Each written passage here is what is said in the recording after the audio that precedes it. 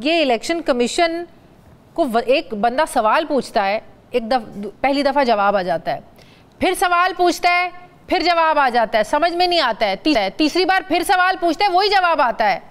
अब ये election commission की समझ बूझ में कमी है या वो प्रिटेंड कर रहा है कि उसका समझ नहीं आ रही है?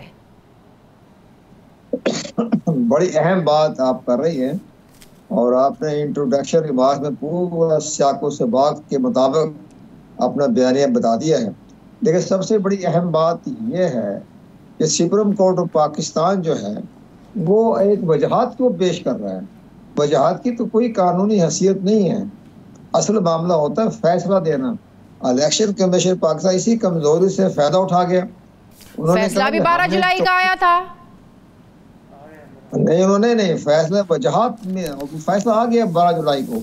इसके बाद जितने जारी वजहातें आ रही है ना, तो वजहात की बजाय वो बाकायदा अपना फैसला सुनाएं। लेकिन आपको ताज़ा तरीन सूरत हाल का इल्म शायद नहीं पहुंचा। चीफ जस्टिस ऑफ पाकिस्तान ने जवाब तलबी कर ली है जनाब किस कानून के तहत ये वजाहतनामा जारी हो रहा है। जी जी, वो पहले भी किया था कि आपने जब पहले भी वजाहत आई थी, पहले भी किया था, ये आज फिर कर दिया। हाँ जी, पहले भी किया था। आज उन्होंने डिप्टी रजिस्ट्रार असिस्टेंट रजिस्ट्रार को कहा है कि ये वेबसाइट पर कैसे आ रही है वजाहत, जी जी, इसकी तो कोई अपनी हैसियत नहीं है।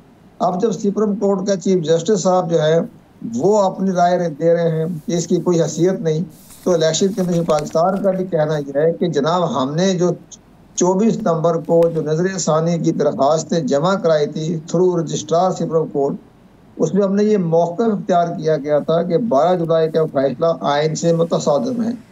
उसका जवाब नहीं दिया। और साथ हमने ये भी कहा कि जनाब अब जो बन गया है प्रैक्टिस प्रोसीजर एक्ट, उसके तहत एक नया बेंच तश्कील दिया जाए।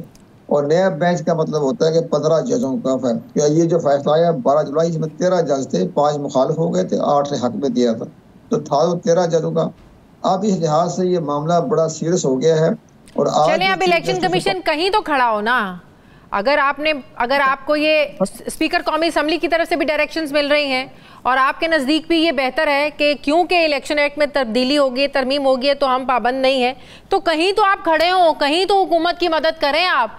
क्यों आपने मामले को बीच में लटकाया हुआ है कि बिलावल को ये कहने की ज़रूरत पेश आ गई है कि मतनाज़ तरीका अपनाना पड़ सकता है? फिर हुकूमत का काम आसान क्यों नहीं करते? फिर करें, उनको अलॉट करें 2/3 अक्सरियत पूरे के पूरे। ये जो आनियाँ जानियाँ लगी हुई हैं, पूरी कौम को इन्होंने ट्रक की बत्ती के पीछे लगाया हुआ है। इलेक्शन कमीशन आसानी क्यों नहीं करता फिर इनके लिए? इलेक्शन कमीशन तो मुश्किलात में घिर गया है। उसके एक तरफ तो सुप्रीम कोर्ट के 8 जजों का फैसला, साथ पार्लियामेंट का फैसला, फिर इलेक्शन एक्ट तरमीमी बिल का वो भी फैसला, और इसके साथ साथ जो दीगर जो मामला पेश हो रहे हैं, तो वो अभी इलेक्शन कमीशन मुश्किलात में घिरा हुआ है। और अभी तक तो कोई फैसला नहीं। कौन रहनुमाई करेगा इलेक्शन कमीशन की? पाकिस्तान से ही होनी है ना, कोई हमसाया मुल्क ने तो आके अब इनकी रहनुमाई नहीं करनी ना। जो रहनुमाई कर रहे हैं उसकी मानने को तैयार नहीं है इलेक्शन कमीशन। फिर कौन समझाए इलेक्शन कमीशन को मुश्किलात से कैसे निकलना है इलेक्शन कमीशन ने? अब इस नया एक एंगल पैदा होगा। आज जो चीफ जस्टिस ने बाकायदा तो जारी कर दिया, नोटिस जारी कर दिया है डिप्टी रजिस्ट्रार, असिस्टेंट रजिस्ट्रार और वेबसाइट के ऑपरेटर को, तो वो भी आज उसके बारे में भी सुनने में आ रहा है हमें कि जो 8 जज जो हैं, जस्टिस मनसूर अली शाह साहब का जो बेंच पूरा जो है 8 जजों का, तो वो भी चंद घंटों के अंदर या कल या परसों तक इस पर नोट जारी करेंगे। तो वो भी एक मामला हो रहा है। अब ये सारी जो है आप गहमा गहमी, supreme court, election commission, speaker कौमी असम्बली, पार्लियामेंट, ये सारे मामला में घिरे हुए हैं। ऊपर से वो आईनी पैकेज का मसला हल नहीं हो रहा। ऊपर से 25 तारीख का खौफ है। इलेक्शन कमीशन पूरी कौम को इस खौफ से निकालने में मदद करे। हाँ, इलेक्शन कमीशन तो कह रही हम क्या करें, हमारे साथ तो इस सुप्रीम कोर्ट का चीफ जस्टिस कुछ कह रहे हैं। अभी देख रहे हैं, असल बात यह है कि चीफ जस्टिस का अहम रोल है इसमें। चीफ जस्टिस पाकिस्तान को चाहिए था कि जो 24 नवंबर को जो उन्होंने इलेक्शन कमीशन ने नजर सानी की जो रेफर दाखिल कराया हुआ है, उसके ऊपर कोई बेंच बिठाता ताकि फैसला आ जाए। कोई काम नहीं किया। जो हमारे जो 8 जजेस हैं वो एक बाकायदा जारी कर रहे हैं, अपना वजाहत जारी कर रहे हैं। उनमें भी बड़ी कानूनी तो कुछ तो नहीं है, लेकिन इखलाकी तौर पर सुप्रीम कोर्ट ऑफ पाकिस्तान की रेट खतरे पड़ गई है और वो 8 जज जो है वो अपनी रेट को बरकरार रखेंगे। आपको लगता है, मैं आपका बयान पढ़ रही थी, क्या वाकई ऐसे ही है कि इलेक्शन कमीशन के पास सुप्रीम कोर्ट का फैसला मानने के अलावा कोई इनके पास ऑप्शन नहीं है, कोई दूसरा रास्ता नहीं है, इन्हें मानना ही पड़ेगा? ये आपने बात करी है ना? हाँ नहीं, मैं इस बात भी मैं कह रहा हूँ कि अब अगर सुप्रीम कोर्ट ऑफ पाकिस्तान जो है वो ये इलेक्शन कमीशन ऑफ पाकिस्तान को एक नया वाज़ह तौर पर हदायत जारी कर दे कि जनाब हमने आपका फैसला कर लिया, हमने आर्डर जारी कर दिया। जब ये इलेक्शन कमीशन ऑफ पाकिस्तान को फाइनल आर्डर चला जाएगा तो फिर इलेक्शन कमीशन ऑफ पाकिस्तान जो है फाइनल ऑर्डर, अभी और फाइनल ऑर्डर की जरूरत है। 3 ऑर्डर्स के बाद अभी भी फाइनल ऑर्डर, वो फाइनल ऑर्डर ही हो गया। चीफ जस्टिस ने आज नया ऑर्डर जारी कर दिया। अब उस चीफ जस्टिस के जो नया ऑर्डर जारी किया है उसके बारे में अपना फैसला सुनाएगी। अब अपने ऑनरेबल ऑर्डर जो है वो वजाहत की बजाय वो फैसला सुना दें, वो फैसला सुना दे। हमारा ये फैसला जो फैसला सुना देंगे तो फिर आइन की आर्टिकल 190 के तहत तमाम इदारे जो हैं वो उस हुक्म मानने के पाबंद हैं और इलेक्शन कमीशन पाकिस्तान भी बकायदा सुप्रीम कोर्ट पाकिस्तान के फैसले को तस्लीम करेगा। फिर इलेक्शन एक्ट में तरमीम वो उसकी फिर कोई हैसियत नहीं रहेगी। कोई कहता है इलेक्शन एक्ट में होने वाली तरमीम की हैसियत है, सुप्रीम कोर्ट के फैसले की हैसियत नहीं है। इतना ज़्यादा चीज़ों को कॉम्प्लिकेटेड कर दिया गया है सिर्फ एक आइनी तरमीम के चक्कर में। और आइनी तरमीम किस चक्कर में करने जा रहे हैं? 25 तारीख का खौफ। ये खौफ आपको लगता है अगर तरमीम हो जाती है तो अदालती इस्लाहात और ये सारे मामला दुरुस्त हो जाएंगे?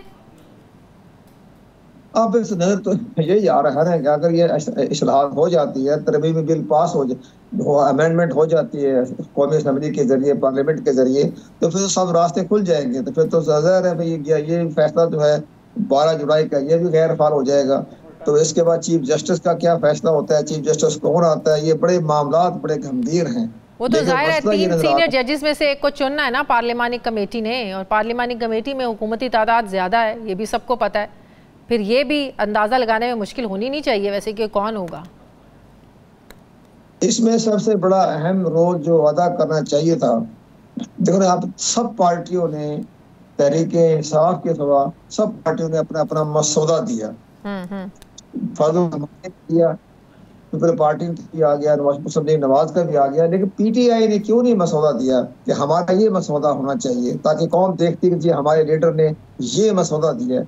वो तो मसौदा दे ही नहीं रहे। वो तो जाते वक्त कहते आप मुलाकातें करें फजल रहमान साहब से, और फजल रहमान साहब बड़ी मंतक की जंग लड़ रहे हैं। वैसे अब तक की सिचुएशन के मुताबिक लगता है कि इनके पास नंबर पूरे नहीं, ऑल्दो ये सारे दावे तो बड़ा कर रहे हैं, नंबर्स पूरे होते तो अब तक मामला खत्म हो चुका होता। सुबह से दावे हो रहे हैं कि आज हो जाएगा, आज आईनी तरमीम पेश हो जाएगी, पास हो जाएगी, लेकिन लग नहीं रहा। नहीं 2/3 मेजॉरिटी अभी हासिल करने में अभी नाकाम हुए हैं, और इसमें नवाज अपने शहबाज शरीफ की गवर्नमेंट मुकम्मल तौर पर नाकाम इसलिए हो रही है कि अभी तक 2/3 की अपनी हासिल नहीं कर सके। अगर 2/3 के पास इनके पास हो जाती तो फिर मौलाना फजल रहमान के घर में चक्कर लगाने की क्या जरूरत थी? अपने इजलास बढ़ाए, तलब करे, वो नहीं हो सकता। तरीके तो बहुत हैं, मतनाज़ तरीके तो बहुत हैं जिनका जिक्र रात को बिलावल भुट्टो ने किया है।